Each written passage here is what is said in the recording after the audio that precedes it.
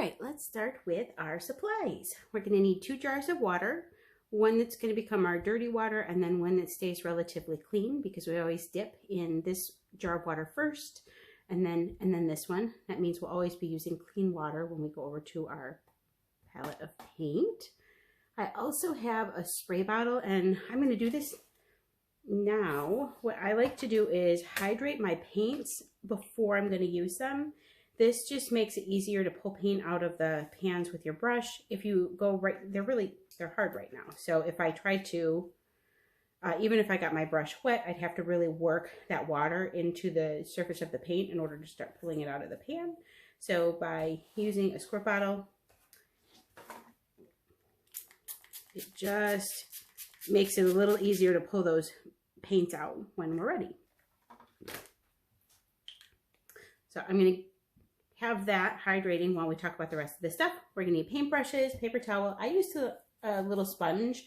Instead of always dabbing off on a paper towel, I use this to dab off my brush too, just because it means I'm not wasting so much paper towel all the time. And then we're going to need a pencil for marking out our grid, a Sharpie marker for marking the bottoms of our pans, and then a ruler, because we're going to do some measuring, and watercolor paper. Now, when you get your palette, it is going to come with little wrappers over the top. When I got my palette, I went through all this trouble to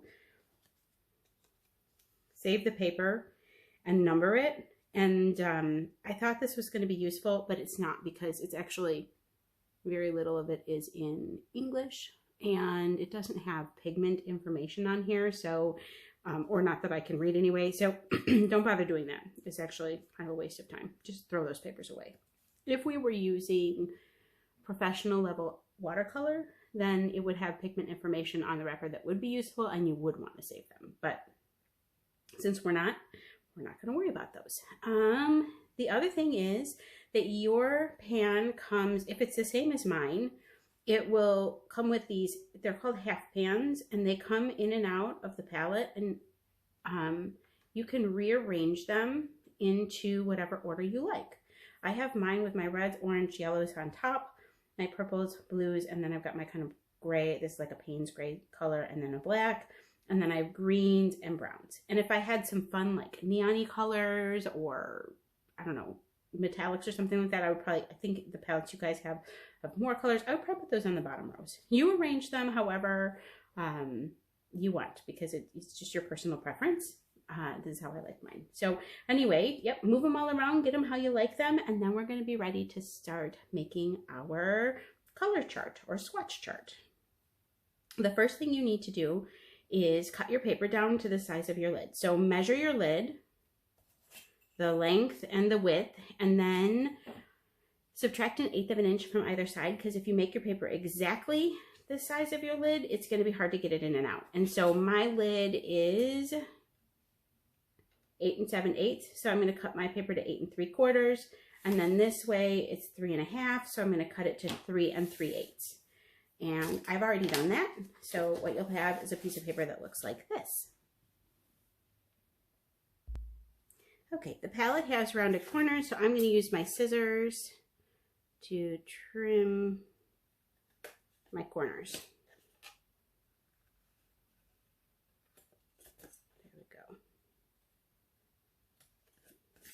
All right, and then the next thing we have to do, and I'm going to probably pause again so that you can do this, it takes a little bit of time, is that we're going to have to do some math and divide this up into a grid. Ooh, I got some paper that fell in there. So if we have 12 across and 3 down, we're going to have to take the length divided by 12 and the height here divided by 3. And then we're going to mark out a grid with those dimensions. One quick thing I'll say is that, like, my top to bottom is 3 3/8, so it's really easy for me to mark out, divide that, it divides evenly to 1 1/8, which is really convenient. So I'm going to divide 1. Ooh, if you have to erase, erase very lightly.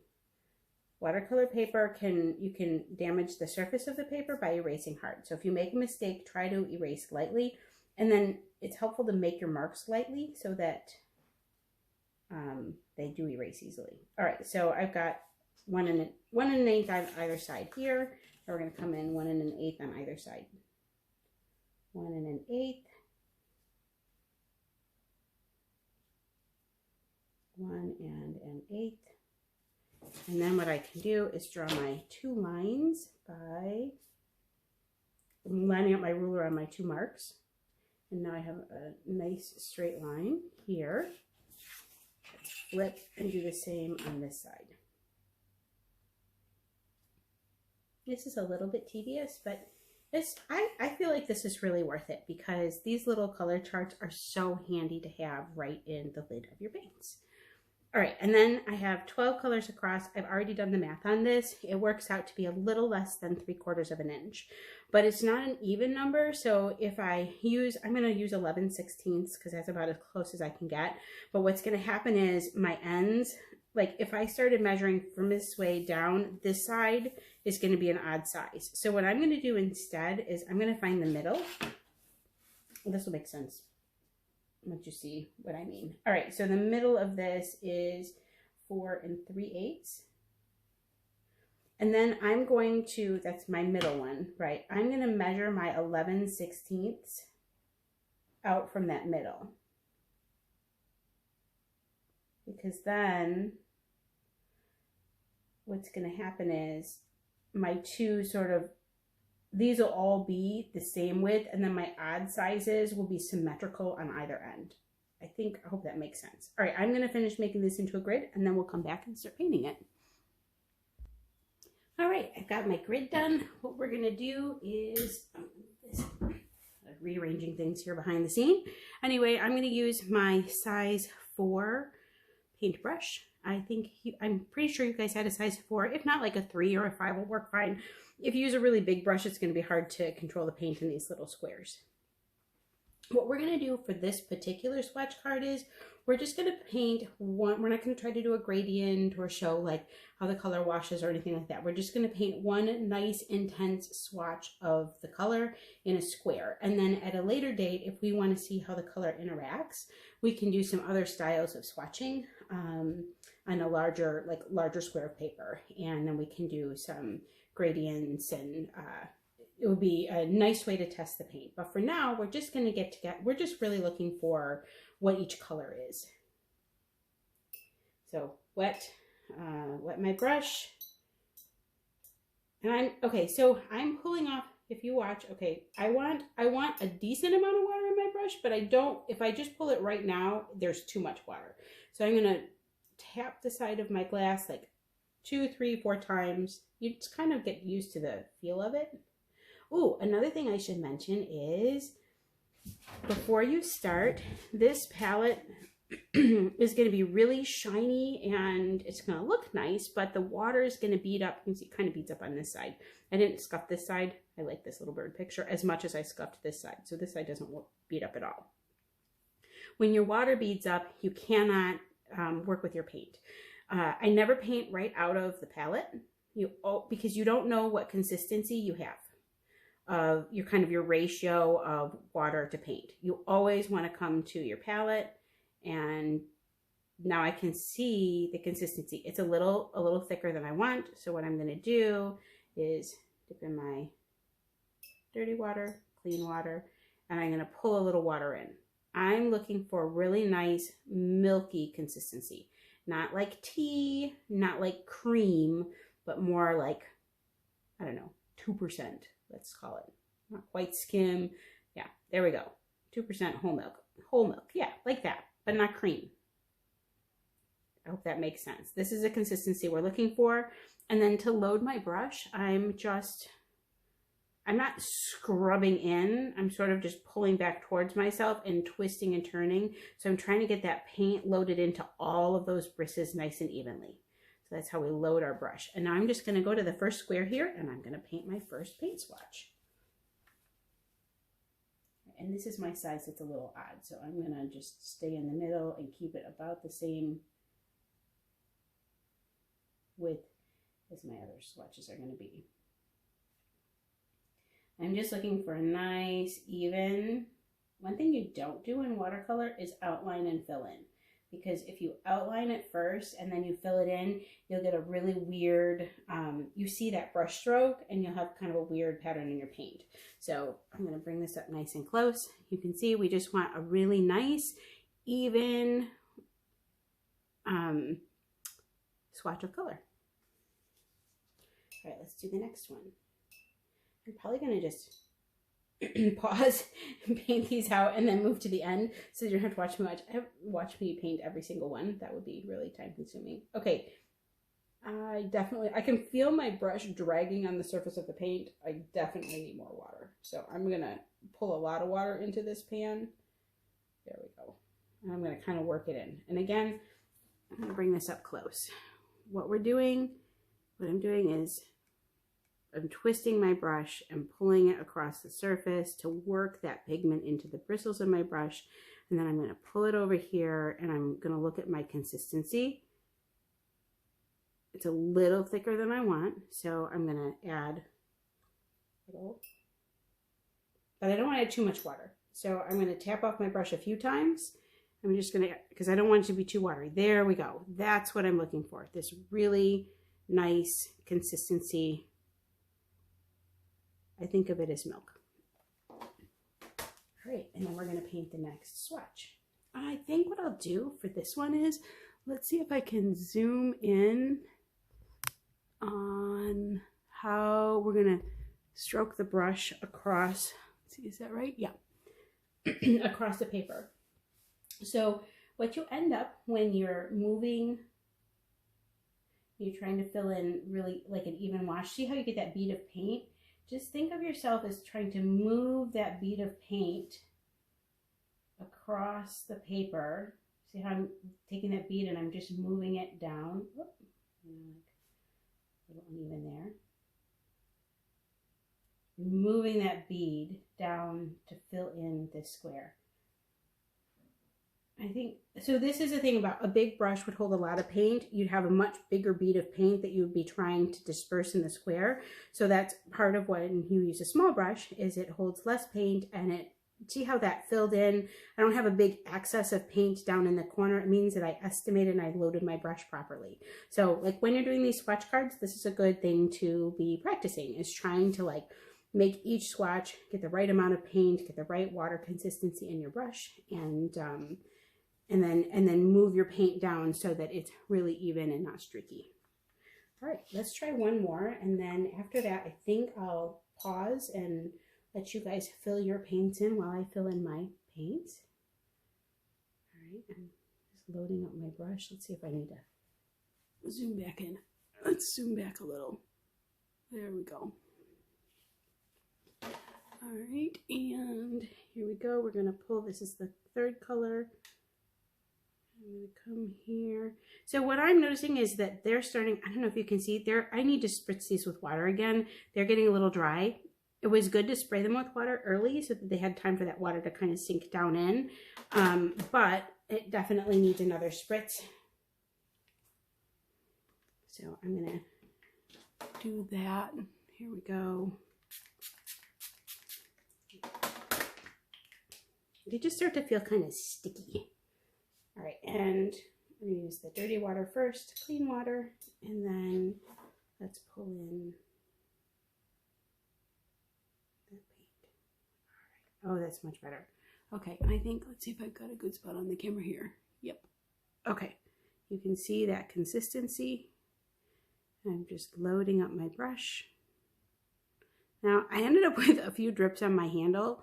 You want to be careful with those, because if it's a big drip on like this metal, there's a name for it, I don't remember. Anyway, it'll drip down into it'll make its way into your brush, and then it can give you a big water splash. So watch those drips. Okay, and let's come back here. Let's go and fill in this spot. Ooh, before I pause, let's talk a little bit about color. Colors can be cool or warm. And one thing I like about this set is that it's got a nice selection of reds that are both cool and warm, and I think it makes it good, like it makes it easy to demonstrate the idea.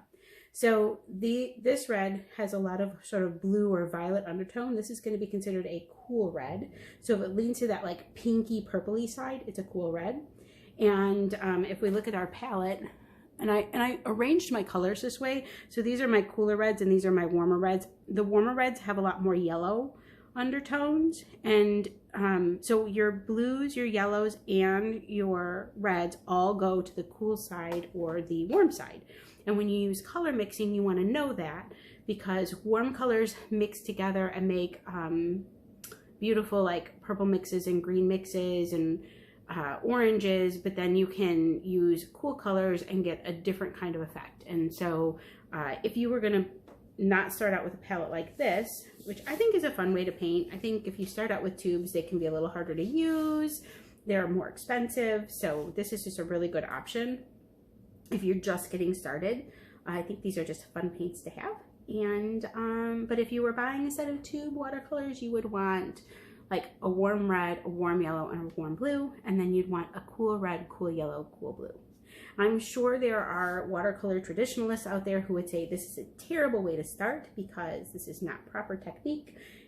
You don't need all of these colors, and if you don't learn to mix, then you'll never know how to really paint. But I do not believe in that. I think it just makes it frustrating, and I think it's better for people to fall in love with watercolor and the amazing and sort of magical things that it can do.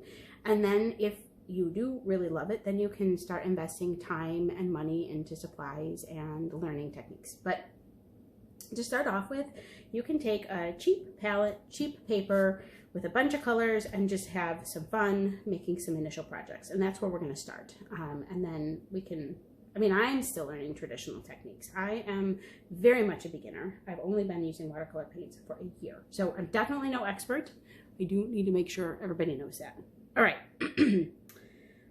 I'm gonna continue swatching. I'm gonna swatch out a few more reds, and then I'm gonna turn the camera off, and we'll meet back when the swatches are finished. All right, so 1, 2, 3. I'm on my 4th paint. I'm gonna load up my brush. Okay, this is actually a really pretty red too. I like that there's a variation. This reminds me a little bit more of like a permanent red, a pyro red. All right, which would be more like a true red. It's got a little bit of blue undertone, but not much. Yeah. All right, and then let's paint this next one. And you can see I'm always going out of my palette. Can you see? Is it on camera? Sort of. Always pulling out of my palette first. I'm on 1, 2, 3, 4, 5. 1, 2, 3, 4. I do not want to accidentally paint the wrong color because I'm not counting. Okay, this is definitely. Oh, look at. You can see right here. Like, look at how cool this color is. How much blue there is underneath of here, and how much yellow is underneath of here. This is a really good example of a cool red and a warm red.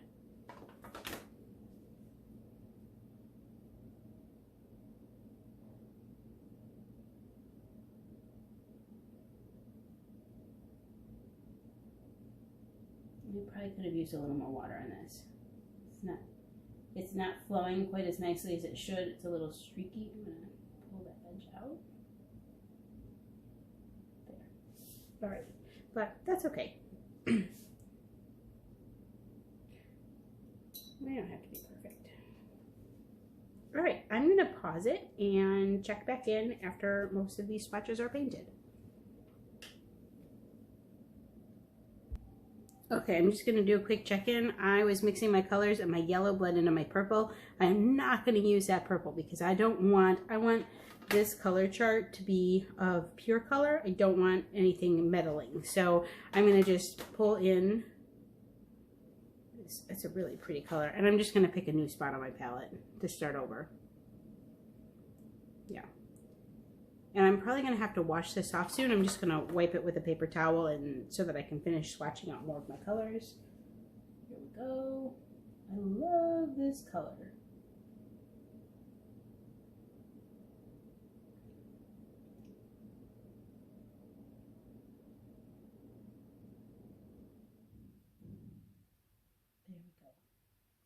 All right. I'm going to keep going. Happy swatching. You guys keep going too.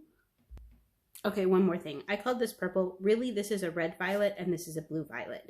And this is red violet because it has a lot more red to it and less blue. And this is a blue violet because it has a lot more blue to it and less red. And you can, this is also a really good example of a warm versus a cool color. Because it's red undertones or blue undertones. Anyway, I just wanted to point that out.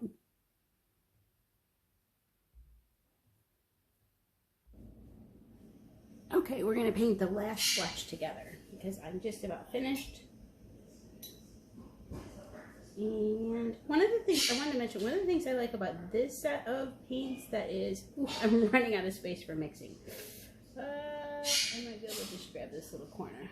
Anyway, is that they paint a pretty even wash. And some of the other, I've tried a couple of other inexpensive palettes. And overall, I think these colors are pretty easy to work with. So that's why I think this is a good set to begin with. I tried Koi is another pretty popular kind of entry-level set of palettes. I was not nearly as happy with the Koi paints as I am with these. I felt like it was much harder to get an even wash. I'm going to add, ooh, okay, I'm breaking a rule. I'm adding some more color in here. That's okay.